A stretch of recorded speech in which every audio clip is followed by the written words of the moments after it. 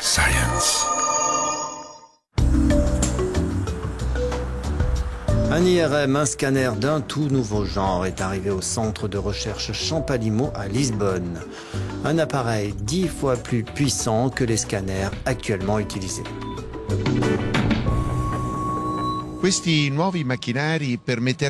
nouveaux appareils vont permettre aux chercheurs de faire à un stade précoce des diagnostics du cancer et de nombreuses maladies neurologiques. Mais en particulier, ils vont permettre de plonger dans la complexité du cerveau, un organe encore très inconnu. Un organo finora essenzialmente sconosciuto.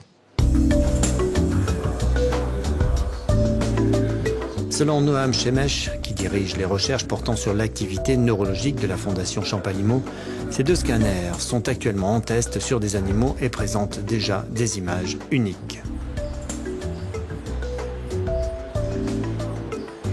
Voici l'appareil le plus puissant. Il est tellement puissant que son magnétisme pourrait facilement faire tenir en l'air un camion. Il est tellement précis qu'il permet de voir une cellule. Et pourtant, cette puissance n'est pas dangereuse pour les gens.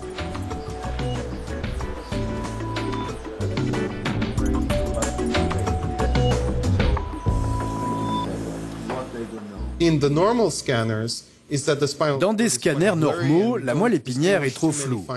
On ne peut pas distinguer les détails, mais avec ce scanner de champ magnétique élevé et avec le contraste que nous avons pu développer, nous pouvons vraiment voir les détails. Et on a des maladies graves de la moelle épinière comme la sclérose en plaques. Quand la maladie se déclare, on a des micro-changements structurels dans la moelle, comme par exemple le diamètre des cellules. On peut donc prédire si la personne va avoir ou non cette maladie, ou si elle en est à un stade précoce. Et bien sûr, si on peut détecter ce stade précoce, nous sommes beaucoup plus susceptibles de pouvoir la traiter, parce que dans des stades ultimes, c'est bien souvent trop tard. Ici, nous voyons la totalité d'un cerveau. Ce n'est pas uniquement pour détecter une maladie, cela nous sert aussi à comprendre le cerveau lui-même et son fonctionnement. Si on peut voir les fonctions cérébrales avec ce niveau de détail, on peut bien mieux comprendre comment les circuits vont d'un endroit à un autre, comment ils interréagissent. Un des détails les plus fascinants que je peux vous montrer, c'est le cortex, ainsi que certains détails très précis de la structure profonde du cerveau. Et si on considère ce même cerveau avec un scanner conventionnel, on n'a pas autant de détails. S'il y a des tumeurs ici, on va probablement être capable de les voir avec cette résolution et ce contraste plutôt qu'avec une méthode conventionnelle. Dans ce laboratoire, les chercheurs sont en train de préparer des échantillons destinés à être analysés. Auparavant, pour faire une analyse complète du cerveau profond, seule une autopsie permettait de le faire. Ce petit appareil est moins puissant, mais il permet de faire des analyses de plus gros échantillons. Le cerveau d'une personne peut être entièrement scanné et on peut voir les changements structurels lors d'une dépression.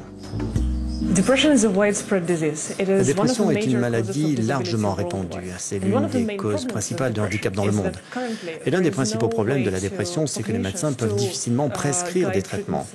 Chez les malades, les cellules changent de structure, de forme, de taille. Avec cette méthode que nous sommes en train de développer dans ce laboratoire, nous pouvons voir ces changements et ce de façon non invasive. Potentiellement, à l'avenir, cela sera très utile pour les médecins pour sélectionner les traitements et mieux diagnostiquer la dépression. Un diagnostic précoce représente une avancée colossale, notamment dans le domaine des maladies neurologiques qui sont difficiles à être décelées.